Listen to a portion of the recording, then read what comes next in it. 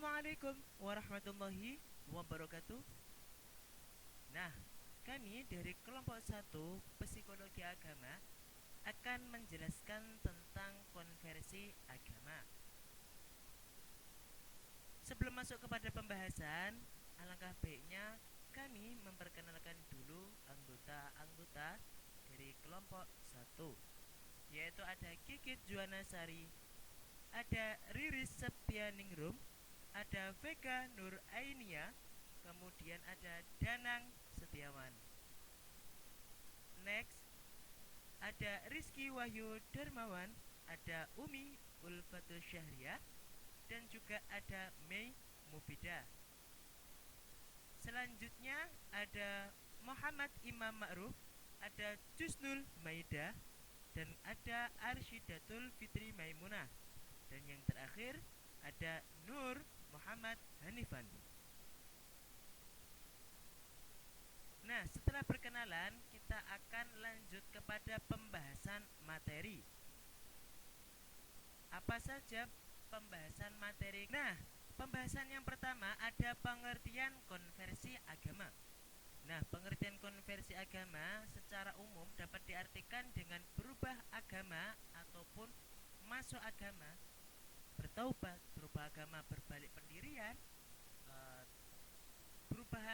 suatu perubahan kepercayaan kepada agama ataupun kepercayaan yang lain, dan memeluk serta mempercayainya. Nah, artian tersebut merupakan arti konversi agama secara umum. Nah, convert sendiri dalam bahasa Inggris jika ditranslatekan ke dalam bahasa Indonesia artinya mengubah. Nah, ini sejalan dengan mengubah atau terjadinya perubahan dari suatu agama yang dianutnya kepada agama yang akan atau sedang nanti dianutnya. Nah, selanjutnya pengertian konversi agama. Nah, kalau tadi pengertian secara umum, kita akan membahas pengertian konversi agama menurut para tokoh, para ahli di dalam bidangnya. Yang pertama ada Max Herridge, menyatakan bahwa konversi agama adalah suatu tindakan seseorang ataupun kelompok yang masuk atau berpindah ke suatu sistem kepercayaan yang berlawanan dengan kepercayaan sebelumnya. Nah, secara sederhananya ialah kalau Islam berpindah ke agama lain itu dinamakan murtad. Sedangkan agama lain kemudian masuk ke dalam Islam itu dinamakan mu'allaf. Nah, seperti itu.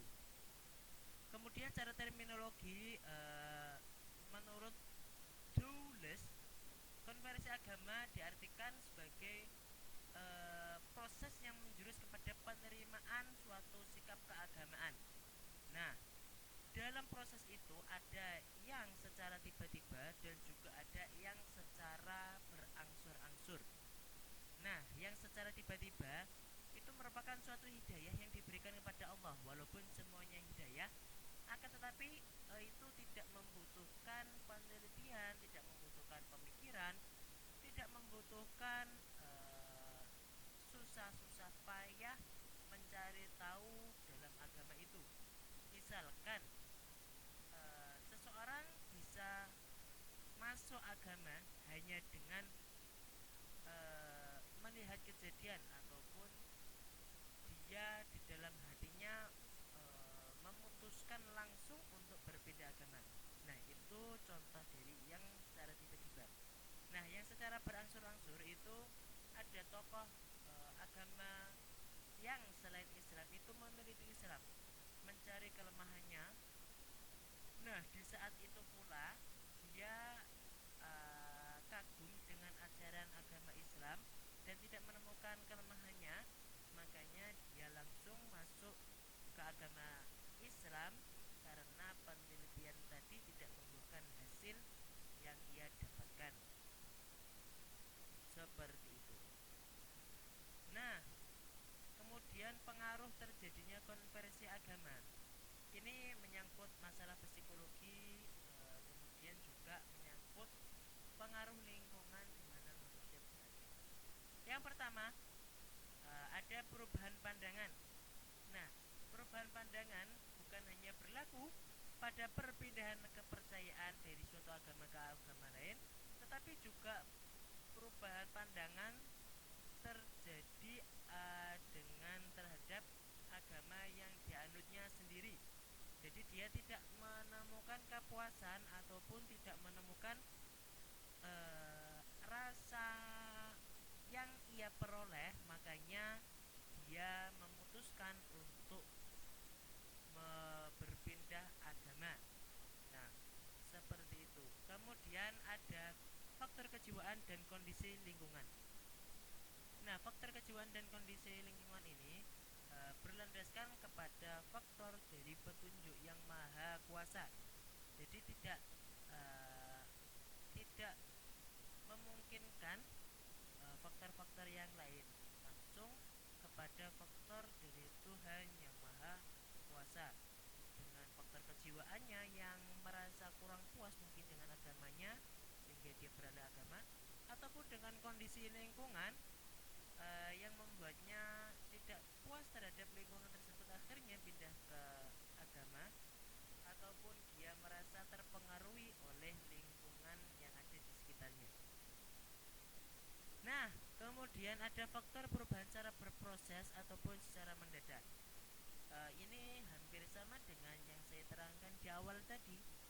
Ada yang berproses secara berangsur-angsur dan juga ada yang didapatkan secara mendadak. Nah, yang keempat ada faktor perubahan keyakinan. Nah, di dalam faktor perubahan keyakinan ini, si pemeluk agama lama itu menemukan keyakinan yang membuatnya begitu yakin di dalam kepercayaan agama yang baru. Nah, seumpamanya di dalam Islam ada seorang mu'alaf, ya mu'alaf itu tidak menemukan kepercayaan sewaktu dia memeluk agama yang sebelum Islam. Jadi di dalam memeluk agamanya yang dulu dia tidak menemukan kepercayaan, tidak menemukan kepuasan batin, tidak menemukan apa yang ia dapatkan. Akhirnya dia masuk ke Islam dan dia menemukan itu semua. Nah, itu yang dinamakan perubahan keyakinan. Next. Nah, teori konversi agama ada teori Thomas F. Odieu. Nah, dalam sebuah tatanan masyarakat terdapat kondisi ataupun gaya hidup masyarakat yang beraneka ragam. Nah, kemudian Odieu menunjukkan keadaan disorganisasi sosial yang telah mapan kemudian ambruk. Nah, inilah yang dijadikan dasar oleh Thomas F. Odieu dalam berpandangan bahwa konversi agama itu berlandaskan kepada ambruknya suatu sistem agama atau kehidupan sosial yang ada di dalam masyarakat. Nah, itu terjadi latar belakang disebabkan terjadinya konversi agama menurut Thomas F. Odieu.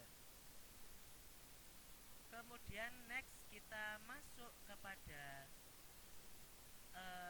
teori agama menurut Max Herich.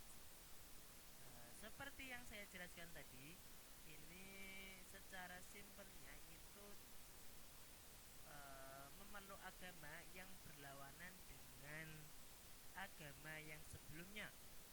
Jika mu'alaf itu dari agama sebelum Islam ke agama Islam, dan jika murtad itu agama Islam kepada agama selain Islam. Nah, kemudian teori menurut Rambo R. Lewis menyatakan bahwa agama sebagai sebuah pertobatan berarti berpaling atau membalikkan diri kepada Tuhan. Nah, yang unik dari teori Lewis ini, dia berpendapat bahwa pertobatan juga disertai oleh keinginan untuk mengerti ajaran yang benar tentang Tuhan dan ciptaannya, dan bukan hanya sekedar pandangan intelektualnya saja. Nah, Rambo Lewis ini berpandangan bahwa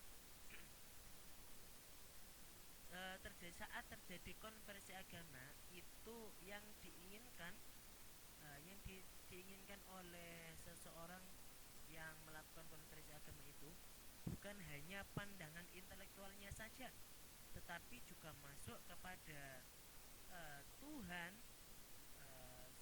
dan juga ciptaannya. Jadi masuk kepada ranah sifat-sifat pertuhanannya.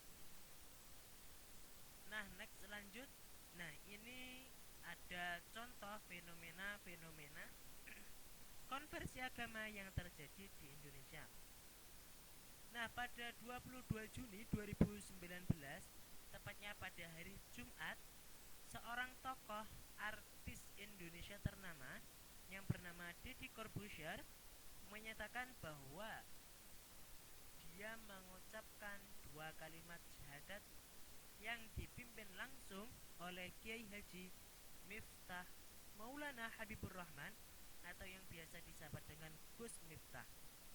Nah, hal ini secara tidak langsung, secara tidak sadar, Deddy Corbuzier telah melakukan konversi agama dari agama yang sebelumnya dia anut kepada agama yang akan atau sedang saat ini dia anut, yaitu agama Islam. Nah, di dalam ini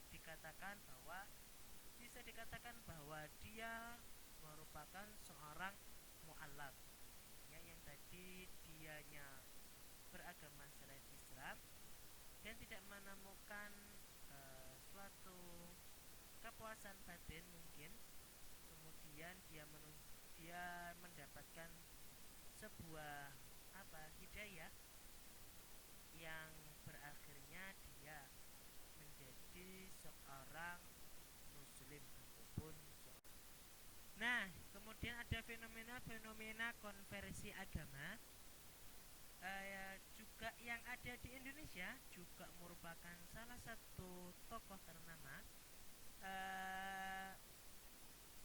Ini merupakan suatu istri dari artis ternama, istri dari Ustadz Teki Malik yang bernama Salma Vina Sunan. Setelah bercerai dengan suaminya yaitu Ustadz Teki Malik, setelah beberapa tahun ia memutuskan untuk konversi agama. Nah, memutuskan untuk berpindah agama dari agama Islam ke agama yang saat ini dia anut. Nah, itu salah satu contoh konversi agama dari Islam ke agama lain atau yang biasa disebut dengan murtad.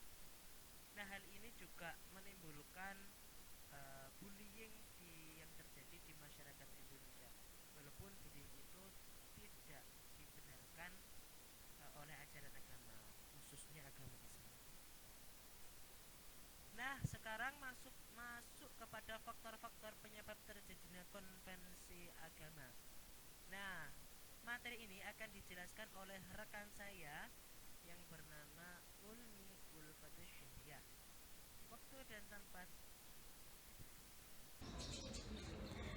Oke teman-teman, setelah kita membahas tentang fenomena-fenomena dalam konversi agama, maka kita lanjutkan ke materi selanjutnya, yaitu faktor-faktor penyebab terjadinya konversi agama. Nah, apa saja faktor-faktor yang menyebabkan terjadinya konversi agama? Nah, dalam bukunya Max Herich dan William James dipaparkan bahwa para ahli itu berbeda pendapat dalam mengungkapkan faktor-faktor tersebut, karena hal ini didasarkan pada ilmu yang mereka tekuni. Misalnya saja yang pertama, para ahli agama, maka faktor yang mereka ungkapkan adalah yang menjadi faktor pendorong terjadinya konversi agama adalah petunjuk ilahi, yakni pengaruh supranatural berperan sangat dominan dalam terjadinya perpindahan agama atau konversi agama tersebut pada diri seseorang maupun kelompok. Nah, kemudian beda lagi dengan ahli sosiologi, mereka basicnya pada ilmu sosial kan ya. Maka mereka berpendapat bahwa yang menyebabkan terjadinya konversi agama adalah pengaruh sosial. Pengaruh sosial yang mendorong terjadi konversi agama itu terdiri dari beberapa faktor. Antara lain, yang pertama adalah pengaruh hubungan antar pribadi, misalnya hubungan secara keagamaan maupun non keagamaan. Misalnya non keagamaan dalam bidang ilmu pengetahuan. Terus ada juga mungkin ada teman dekat yang bergelut dalam bidang kesenian ataupun bidang kebudayaan, itu bisa menyebabkan konversi agama. Kemudian yang kedua ada pengaruh kebiasaan rutin. Kebiasaan yang dilakukan sehari-hari itu bisa menyebabkan terjadinya konversi agama. Misalnya seperti menghadiri upacara keagamaan, kemudian menghadiri pertemuan yang bersifat keagamaan baik yang formal maupun non formal, seperti itu. Kemudian yang ketiga, pengaruh anjuran ataupun propaganda dari orang-orang yang terdekat, misalnya dari sahabat ataupun keluarga karib, seperti itu. Selanjutnya pengaruh pemimpin keagamaan. Mungkin ada seperti halnya seorang pendeta kalau di agama Kristen, terus ada kiai ataupun ustadz. Itu mempengaruhi seseorang untuk melakukan konversi agama. Kemudian yang selanjutnya adalah pengaruh kekuasaan seorang pemimpin. Seorang yang menjadi pemimpin, maksudnya di sini adalah pengaruh kekuasaan berdasarkan kekuatan hukum. Masyarakat umumnya cenderung menganut agama yang dianut oleh kepala negara atau raja mereka. Jadi itu bisa mengakibatkan konversi agama. Berbeda halnya dengan ahli agama dan ahli sosiologi, maka para ahli psikologi berpendapat bahwa yang mendorong terjadinya konversi agama adalah faktor psikologis yang ditimbulkan oleh faktor-faktor internal maupun eksternal. Faktor-faktor tersebut apabila mempengaruhi seseorang atau kelompok hingga menimbulkan semacam gejala tekanan batin. Setelah mereka mengalami tekanan batin, maka mereka akan terdorong untuk mencari jalan keluar untuk menenangkan batin mereka, seperti itu. Dalam hal ini William James menyimpulkan bahwa dia berhasil meneliti pengalaman berbagai tokoh yang mengalami konversi agama didasarkan pada yang pertama, terjadi karena adanya suatu tenaga jiwa yang menguasai pusat kebiasaan seseorang sehingga pada dirinya muncul persepsi baru dalam bentuk suatu ide yang bersemi. Yang kedua, konversi dapat terjadi karena suatu krisis secara mendadak. Ya, bisa karena dia merasa kegelisahan batin ataupun yang lain sebagainya. Baik, setelah kita melihat beberapa gejala yang diungkapkan tadi, maka meminjam istilah yang diberikan oleh Starbuck, maka dia membagi dua tipe konversi agama menjadi tipe volisional dan tipe self surrender. Tipe volisional ini perubahan konversi agama secara bertahap, kalau yang self surrender secara drastis. Bagaimana sih yang tipe volisional? Yang tipe volisional ini terjadi secara bertahap, maksudnya ada proses yang dialami oleh individu sebelum ia melakukan atau berpindah agama, seperti itu. Jadi ada beberapa rangkaian proses atau kebiasaan rohaninya seperti yang dilakukan untuk mencapai perpindahan agama. Biasanya sih kalau yang tipe volisional ini terjadi secara lambat. Artinya dia harus menempuh beberapa perjuangan batin, perjuangan untuk menuju apa yang dia inginkan, seperti itu. Terus yang kedua, tipe self surrender. Tipe self surrender ini terjadi secara tiba-tiba atau secara drastis.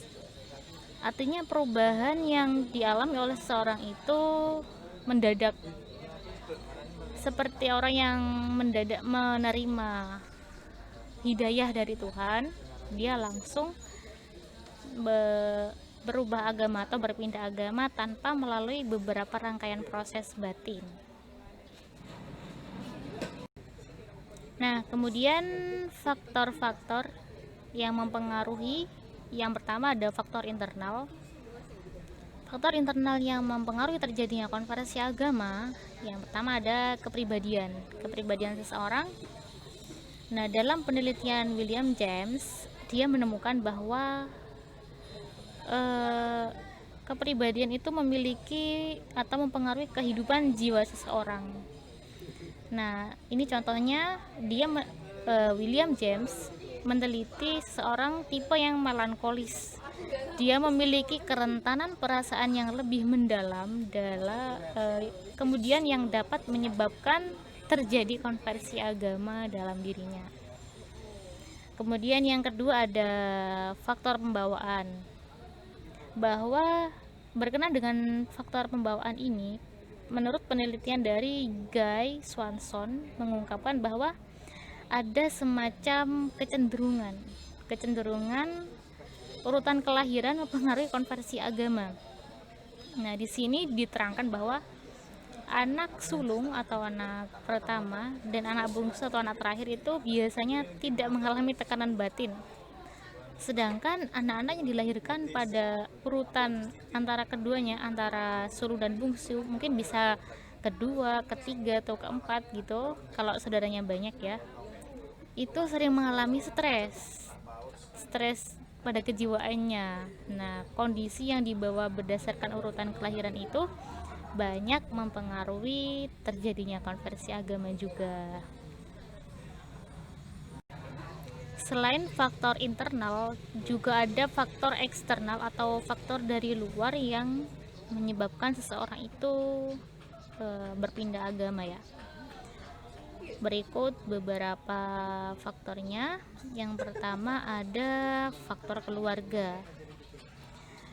Nah, kondisi keluarga dapat menyebabkan seseorang mengalami tekanan batin sehingga sering terjadi perpindahan agama dalam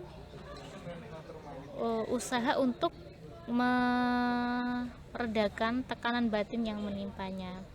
Jadi biasanya seorang individu itu terlampau tertekan batinnya, kemudian ia berlari untuk mencari ketenangan batin. Misalnya dalam keluarganya itu ada beberapa permasalahan, jadi bisa menyebabkan dirinya itu berpindah agama juga. Lalu yang kedua ada lingkungan tempat tinggal, faktor tempat tinggal. Orang yang merasa tidak dianggap atau diabaikan dalam sebuah tempat tinggal, demikian juga menyebabkan seseorang mendambakan sebuah ketenangan serta mencari tempat untuk bergantung. Artinya dia juga berusaha untuk mencari ketenangan batin demi menghilangkan keresahannya tadi. Terus selanjutnya ada faktor perubahan status. Misalnya perubahan status yang terjadi secara mendadak akan banyak mempengaruhi terjadinya konversi agama. Misalnya saja perceraian dalam sebuah keluarga, kemudian keluar dari sekolah, atau bahkan dikeluarkan ya dengan cara yang kasar misal karena dia itu anak yang nakal misal seperti itu. Terus bisa perubahan pekerjaan, kemudian menikah dengan orang yang berbeda agama, ini juga bisa mempengaruhi seseorang untuk berpindah agama. Dan yang terakhir adalah kemiskinan. Kondisi ekonomi yang sulit juga merupakan faktor yang mendorong dan mempengaruhi terjadinya konversi agama. Hal ini sudah sering terjadi ya. Dalam beberapa literatur saya membaca ada di suku Minangkabau itu juga ada ini, seperti halnya karena masalah ekonomi mereka berpindah agama karena ada yang sudah menjanjikan. Nah, terlebih lagi beberapa orang daerah timur ya, seperti yang saya tahu itu di daerah timur banyak yang mengalami kendala ekonomi juga, kemudian karena mereka mendapatkan suatu tawaran maka mereka berpindah agama seperti itu. Nah, kemudian apa saja dampak yang didapat oleh seseorang yang melakukan konversi agama atau berpindah agama? Ada dampak positif dan juga ada kalanya dampak negatif. Nah, yang pertama dampak positifnya bagi sikap individu itu sendiri, maka akan dia memiliki pandangan hidup yang baru, maka dia berubah pandangan hidupnya. Nah, pasca konversi agama membawa individu kepada pandangan hidup yang baru. Karena apa? Karena semangat dalam agamanya itu juga berbeda dengan agama sebelumnya. Jadi mereka juga memiliki pandangan hidup yang baru. Nah, dengan mungkin serta beramal dan beribadah sesuai dengan kepercayaan agamanya. Kemudian dijadikan sebagai pandangan hidup mereka dan tidak lagi terikat kepada pandangan hidup yang lama atau yang sebelumnya. Kemudian yang kedua, lebih bersifat ekstrovert atau terbuka serta dia optimis sekali orangnya. Nah, sikap ekstrovert yang dimiliki seseorang itu lebih cenderung, yaitu tadi ya, dia memiliki sifat terbuka atau menerima perubahan yang terjadi dalam hidupnya.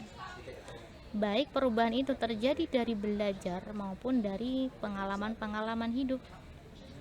Nah, karena dia sebelumnya itu sudah seperti tadi ya, ada kalanya dia mengalami kegelisahan, keresahan hati, dia bisa belajar dari pengalaman itu.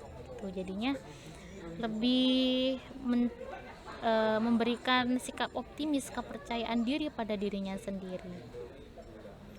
Terus yang ketiga, lebih menyukai teologi liberal. Mereka lebih menyukai teologi liberal dalam hidupnya karena pemikiran yang bersifat liberal dalam beragama lebih sesuai dengan jiwanya yang dapat menopang kelangsungan hidupnya. Tuh, kemudian yang terakhir ada kesadaran diri. Bagi mereka yang memiliki kesadaran beragama yang baik, mengatakan bahwa musibah itu merupakan suatu peringatan dari Tuhan kepada dirinya atas beberapa kesalahan yang telah dilakukan, sehingga timbul kesadaran diri untuk mengubah tingkah lakunya. Jadi dengan adanya suatu musibah atau cobaan itu nanti bisa mengubah dirinya, dia bisa mengubah menjadi pribadi yang lebih baik, seperti itu. Selain berpengaruh pada sikap individu, di mana itu menimbulkan dampak positif, juga berpengaruh terhadap sikap orang-orang lain atau sosial terhadap dirinya.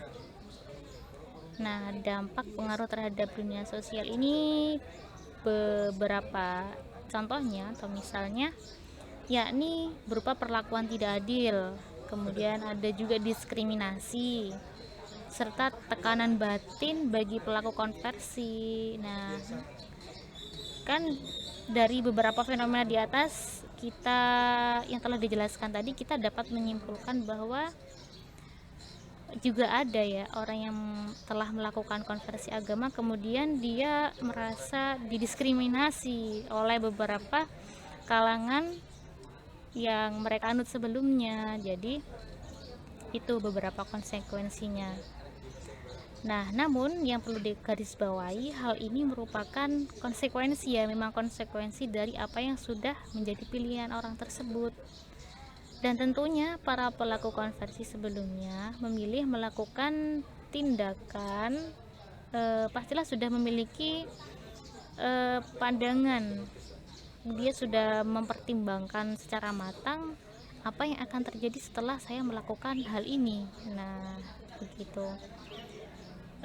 Jadi namun tidak semuanya mengalami suatu diskriminasi ya, tergantung dari pribadi seseorangnya dan dukungan-dukungan dari orang-orang sekelilingnya. Oke, demikian yang dapat saya sampaikan selaku perwakilan dari kelompok 1. Kami mohon maaf apabila ada salah kata maupun kekeliruan yang kami sengaja maupun tidak. Wabillahi taufiq wal hidayah, waridha wal inayah. Wassalamualaikum warahmatullahi wabarakatuh.